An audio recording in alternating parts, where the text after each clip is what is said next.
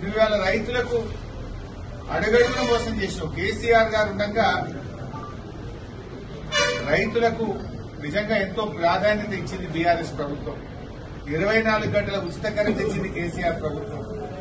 72,000 కోట్ల రైతు బంధు ఇచ్చింది కేసీఆర్ ప్రభుత్వం. రైతులకు నీటి తీరువతో పాటు పాత బకాయిలు రద్దు చేసింది కేసీఆర్ ప్రభుత్వం. అంటే ప్రాజెక్టుల కింద ₹1 తీసుకోకుండా ఉచితంగా నీళ్లు ఇచ్చింది కేసీఆర్ ప్రభుత్వం.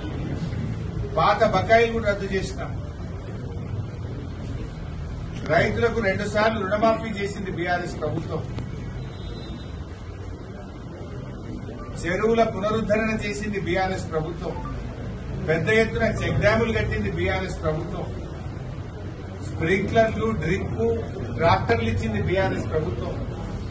రైతుల పంట మొత్తం కూడా కొనుగోలు చేసింది బీఆర్ఎస్ ప్రభుత్వం. రైతులకు బీమా దేశంలో ఎక్కడ లేని విధంగా ఉచిత 5 లక్షల బీమా తెచ్చింది బీఆర్ఎస్ ప్రభుత్వం. నువ్వు ఏం చేసినావు? నువ్వు అన్ని పంటలకు బోనస్ అన్నావు, బోనస్ కాస్త బోగస్ అయిపోయింది. రుణమాఫీ పేరిట రైతులను దగా చేసినావు.